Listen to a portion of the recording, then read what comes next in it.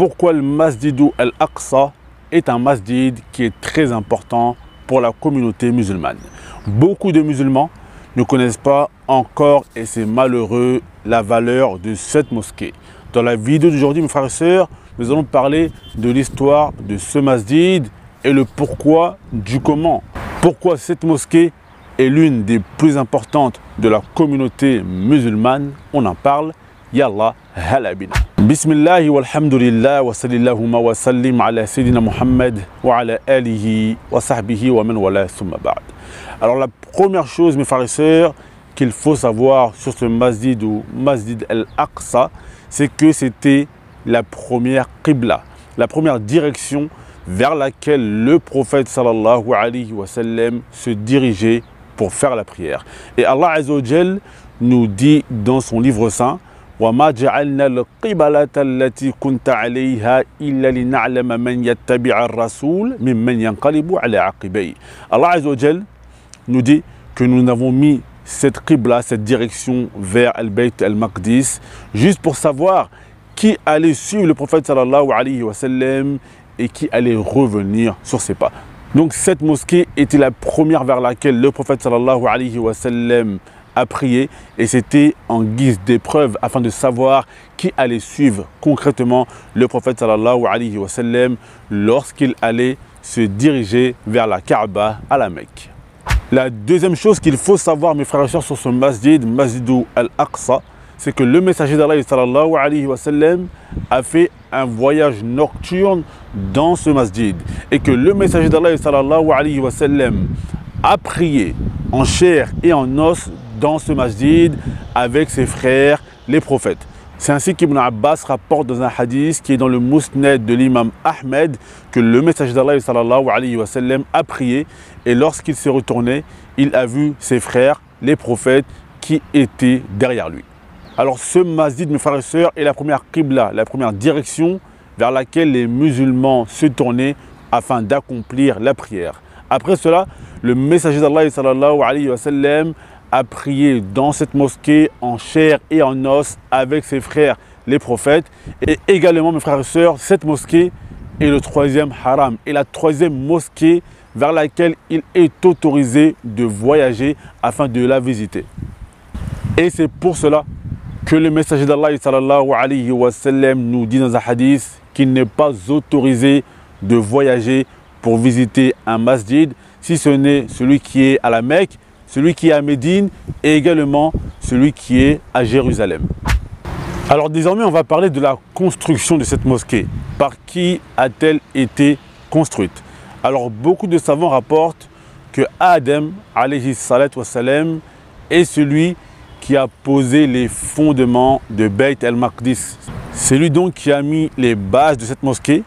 Et après, certains disent que Ibrahim alayhi salatu wassalam, c'est lui qui a édifié cette mosquée. 40 ans après avoir édifié le Masjid al-Haram à la Mecque, Ibrahim alayhi salatu wassalam a édifié cette mosquée donc à Jérusalem, Bayt al-Maqdis. Et pour terminer, mes frères et sœurs, quand ce masjid a-t-il été entre les mains des musulmans? Alors à l'époque de Omar ibn Khattab radiyallahu anhu, il y a eu énormément d'expansion. L'islam s'est vraiment étendu et il y a eu énormément d'ouvertures. C'est ainsi qu'a été ouverte l'Irak, c'est ainsi qu'a été ouvert la Syrie, le Cham, etc. Et Omar ibn Khattab radiyallahu anhu ne s'est déplacé pour aucune de ces ouvertures. Mais lorsque les croyants, les musulmans, ont réussi à prendre Jérusalem et la Palestine, Omar ibn Khattab, qui était alors Émir al-Mu'minin, le commandant des croyants, s'est déplacé lui-même en personne afin de récupérer les clés de Bayt al-Maqdis. Alors lorsque Omar ibn Khattab radiyallahu anhu, il est en route et qu'il est en voie pour arriver à Bayt al-Maqdis, Omar ibn Khattab, il est avec son servant et ils sont deux pour une seule chamelle. Donc Omar ibn Khattab, il dit à son servant: si je monte sur la chamelle et que je te laisse marcher, je serai injuste envers toi. Et si toi tu montes et que tu me laisses marcher, tu seras injuste envers moi. Donc nous allons nous deux, à tour de rôle, monter l'un après l'autre. Et donc lorsqu'ils sont en train d'arriver vers Bayt al-Maqdis, il y a un compagnon qui vient voir Omar ibn Khattab radiyallahu anhu et qui lui dit de monter sur la monture afin que lorsqu'ils arrivent devant les notables et les gens de Bayt al-Maqdis, les gens puissent voir la force et la valeur de Omar ibn Khattab radiyallahu anhu. Et c'est ainsi que Omar ibn Khattab radiyallahu anhu a dit une phrase qui est restée gravée dans les annales. Il a dit « Nahnu qawmun a'azzana Allahu bil Islam, famahma batagayna al-izzata bighayriha adallana Allah » Omar ibn Khattab a dit « Nous sommes un peuple qu'Allah Azza wa Jal a anobli et a donné la puissance avec l'islam. Si nous cherchons la puissance et la noblesse en dehors de cela, Allah Azza wa Jal va nous humilier. » Et c'est donc ainsi que Omar ibn Khattab, il arrive à Bayt al-Maqdis et qu'il voit un grand nombre de compagnons. Il y avait Bilal et d'autres compagnons. Et c'était vraiment, mes frères et sœurs, un événement important. Car cet événement fait partie des Dala'il al-Nubuwwa, des actes de véracité de la prophétie du messager d'Allah sallallahu alayhi wa sallam.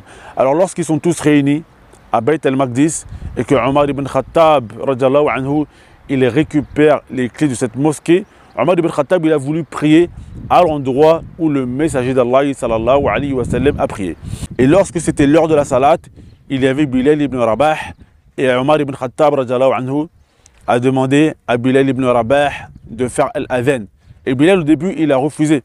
Car Bilal, il avait pris un engagement de ne plus jamais faire l'adhan après la mort du messager d'Allah sallallahu alayhi wa sallam. Mais Omar ibn Khattab lui a dit « Oh Bilal, c'est un moment que le prophète sallallahu alayhi wa sallam aurait aimé. Le prophète sallallahu alayhi wa sallam aurait voulu voir ce moment où nous sommes fi Bayt al-Maqdis, nous sommes dans cette mosquée et que nous l'avons reprise. » Et c'est donc ainsi que Bilal ibn Rabah, il a commencé à faire l'adhan. Et lorsqu'il a dit, Bilal ibn Rabah radiyallahu anhu, lorsqu'il est arrivé au moment de l'adhan où il dit « Ashhadu anna Muhammadan Rasulullah » et j'atteste que Muhammad sallallahu alayhi wa sallam est le messager d'Allah, tous les compagnons se sont mis à pleurer. Voilà mes frères et sœurs, pourquoi cette mosquée est une mosquée qui est importante pour les musulmans. On demande à Allah Azza wa Jal de faciliter à nos frères fi Bayt al-Maqdis et dans toute la Palestine et dans tout le monde entier qui sont en train de souffrir. On demande à Allah Azza wa Jal de venir en aide à tous les opprimés dans le monde. Innahu waliyu dhalika wal qadiru alayhi walhamdulillahi rabbil alamin.